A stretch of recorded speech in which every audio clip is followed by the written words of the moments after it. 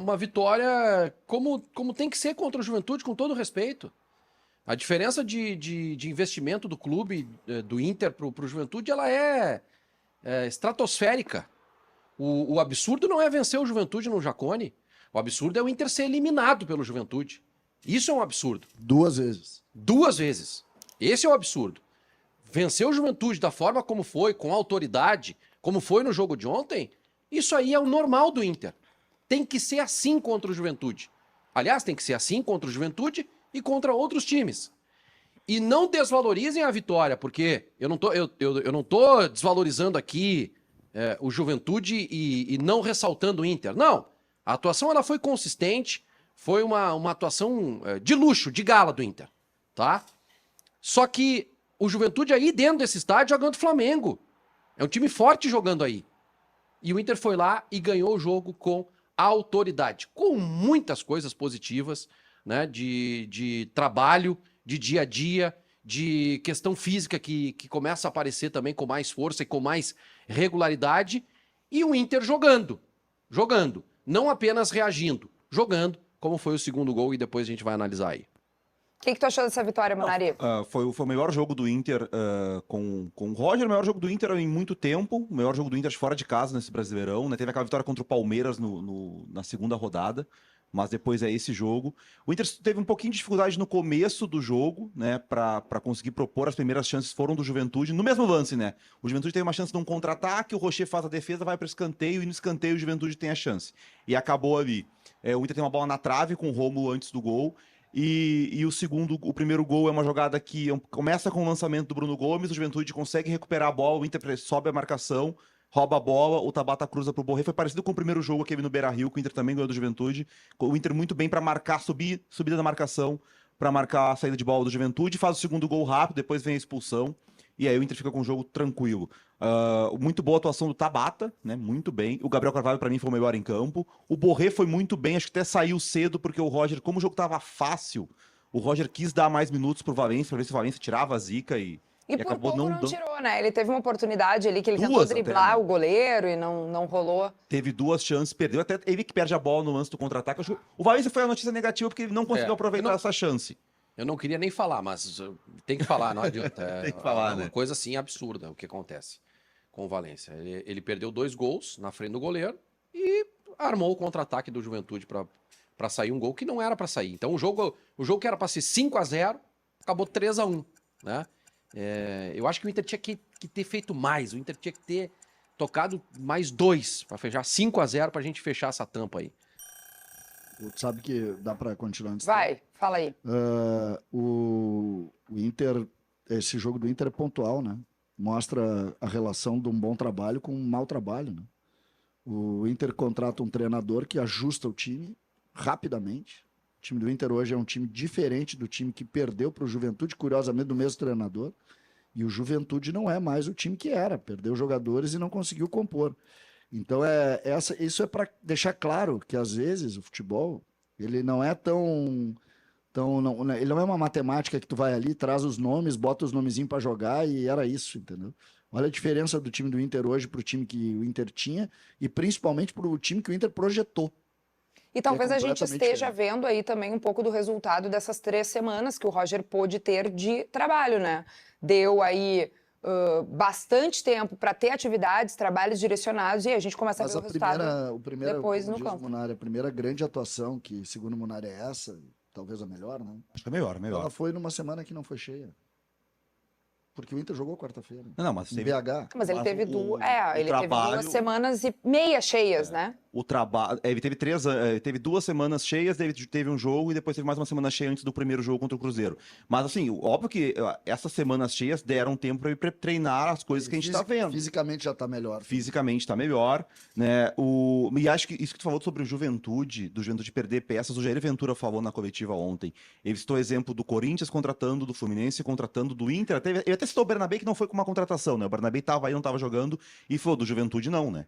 E o Juventude, o campeonato começa a ficar perigoso pro Juventude, tá? E o Inter escapou. começa a ficar perigoso para quem não estava vendo. Porque Porque nós já havíamos dito aqui que o Juventude ia cair, né?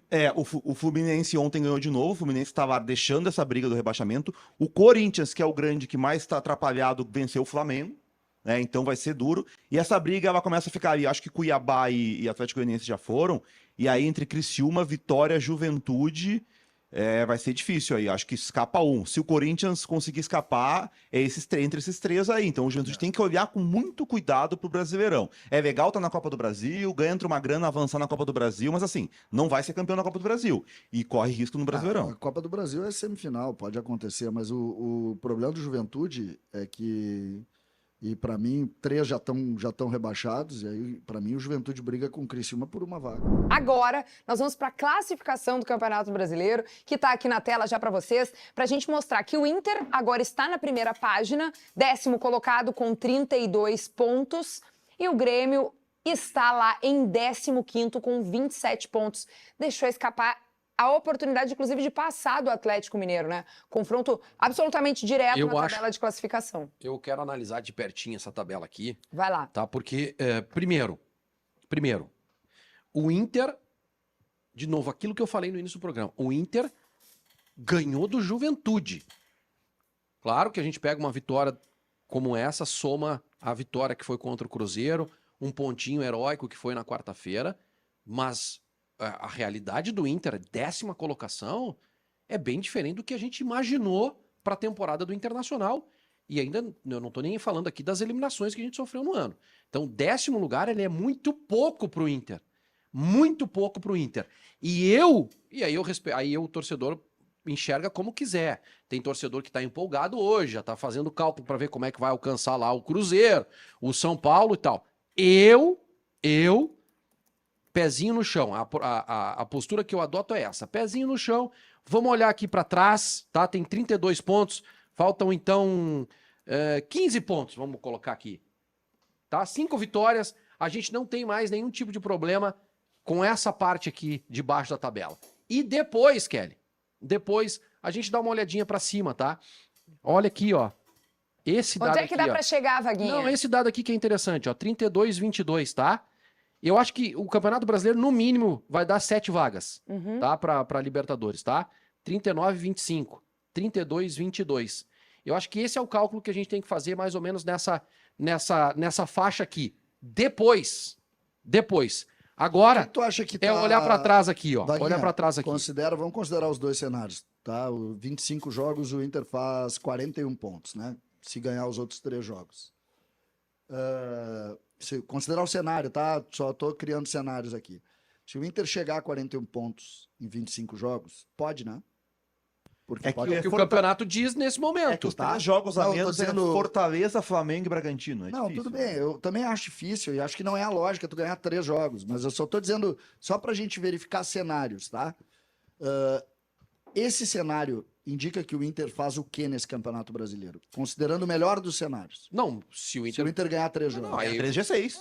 Libertadores, briga G6. pelo G6. Até porque ali Cruzeiro, Flamengo, Porque o Cruzeiro e Inter, São nesse Paulo... momento, estaria a 9 pontos do Botafogo, considerando esse cenário. Não, aí... Não, mas daí, aí tu quer mesmo? Não. Não, eu não quero nada. Ó, Então- ó as 38 finais aí, ó. Para de interpretar. Eu sei. Para de interpretar, não disse isso. O Pagueira deu um Eu só pulo tô na colocando cadeira. o seguinte, são cenários, para te ver como o Campeonato Brasileiro é maluco. São Não, ele é. cenários. Por exemplo, se o Inter perde as 13 e fica com 32, Não, sim. é sobre esse cenário que eu tô colocando. Se o Inter perde as 13 e vem 32, o Vaguinha na semana da terceira derrota vai dizer o seguinte: tô já olhando pro Corinthians. Mas isso que eu tô colocando. que tem um cenário que é o seguinte, não são os 3 jogos juntos, né? Não.